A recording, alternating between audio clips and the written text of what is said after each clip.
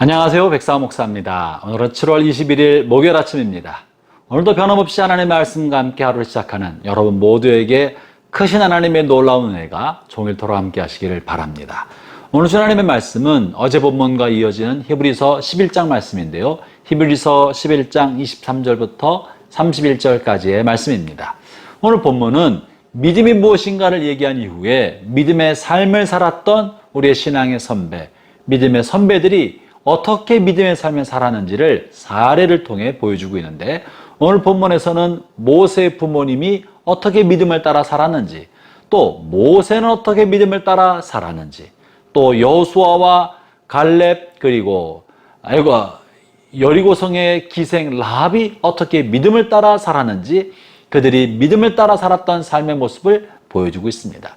오늘 그 중에 한 사람, 모세의 부모가 어떻게 믿음을 따라 살았는지 본문 23절 말씀을 중심으로 함께 나누고자 합니다. 제가 읽어보죠. 23절입니다.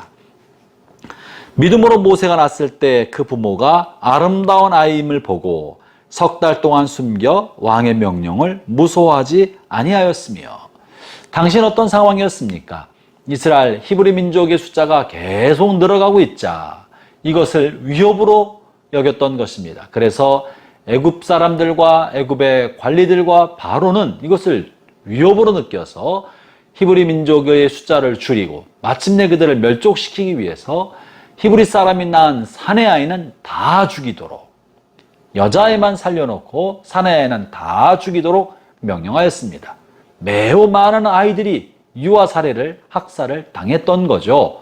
그런 상황입니다. 아주 암울한 상황이고 미래가 없는 상황이고 불안과 두려움, 위협적인 현실입니다.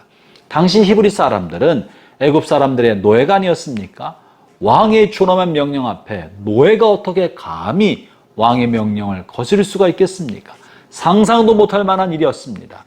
그런데 모세의 부모는 어떻게 했다고 말합니까?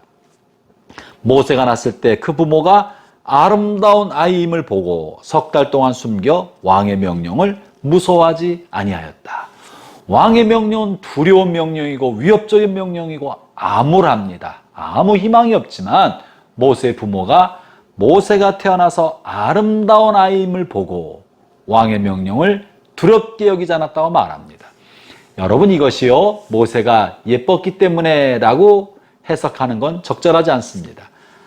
자기 아이가 예쁘지 않게 볼 부모가 어디 있겠습니까? 부모의 눈에는 모든 아이는 다 아름답습니다. 그런데 이 본문에서 말하고 있는 아름다운 아이라는 말은 예뻤다는 말이 아니라 아이를 통해 하나님이 무언가 하실 일에 대한 소망을 보게 됐다는 거예요. 이 아이를 바라볼 때 무언가 하나님께서 아이를 통하여 우리 가문과 이스라엘 히브리 민족을 향해서 무언가 하실 만한 아이라는 것을 발견하게 된 것입니다.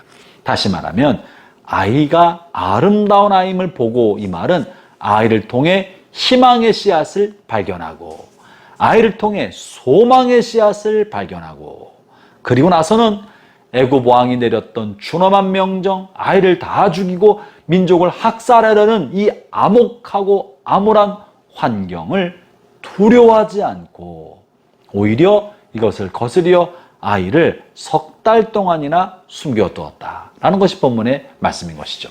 그러면 이것을 모세의 부모는 믿음으로 했다고 말합니다. 본문에서 말하고 있는 모세의 부모는 무엇입니까?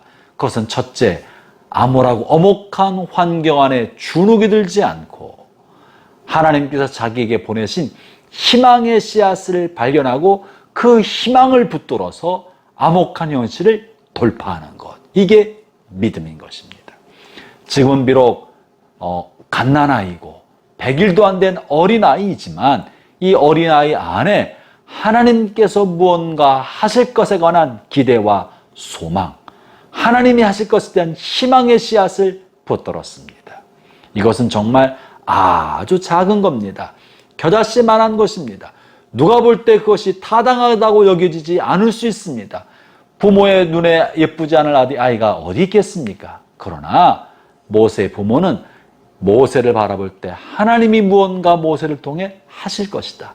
그것이 무엇인지 명확하게 알지 못하지만 무언가 하나님이 하실 것이다 라는 미래적 소망, 희망의 씨앗을 붙들어서 오늘의 어려운 현실, 고난에 찬 현실, 암울하고 절망적 현실을 돌파해 냈던 거예요. 그것이 바로 석 달 동안 숨겨서 왕의 명령, 환경의 열악함을 개의치 않았다. 이게 믿음입니다. 사랑하는 형제자매 여러분, 여러분의 삶은 어떻습니까? 여러분의 삶이 절망적이고 낙심할 만하고 아무런 희망이 없다고 생각할 때, 그리고 두렵고 미래에 대한 불안과 염려가 쌓여 있을 때 하나님께서 여러분의 삶에 두신 어린아이, 아주 작은 씨앗 속에 감추어 있는 희망을 발견하기를 바랍니다. 하나님은 여러분을 통해서 무언가 하실 만한 놀라운 일을 가지고 계십니다. 지금 눈에는 아무것도 보이지 않고 손에 잡히는 것이 없어도 하나님께서 여러분에게 주신 모세와 같은 희망의 씨앗을 발견하길 바랍니다. 그리고 그 희망의 씨앗을 붙들고 하나님께서 하실 것을 믿고 마음에 심으면 그 희망의 씨앗이 여러분을 이끌어가면서 왕의 준엄한 명령도 두려워하지 않고 대범한 용기로 돌파할 수 있을 만한 용기를 줍니다. 그게 믿음입니다. 믿음은 그러므로 보이지 않는 것들에 관한 실상입니다. 하나님이 하실 것이다. 보지 못하는 것에 관한 증거입니다. 내 눈에 보이지 않아도 하나님께서 분명히 하실 것을 내 마음에 믿음으로 주셨다. 이것이 믿음입니다. 모세의 부모는 이런 암혹한 환경을 뚫고 일어날 수 있는 희망의 씨앗을 붙들고 믿음의 길을 걸었던 것이죠. 형제자매 여러분, 오늘 우리의 삶도 이 같은 믿음으로 삽시다. 현실에 주눅들지 맙시다. 현실의 어려움 때문에 낙심하지 맙시다. 미래가 불안하다고 해서 근심과 염려 속에 살지 맙시다. 하나님이 여러분과 함께 하십니다.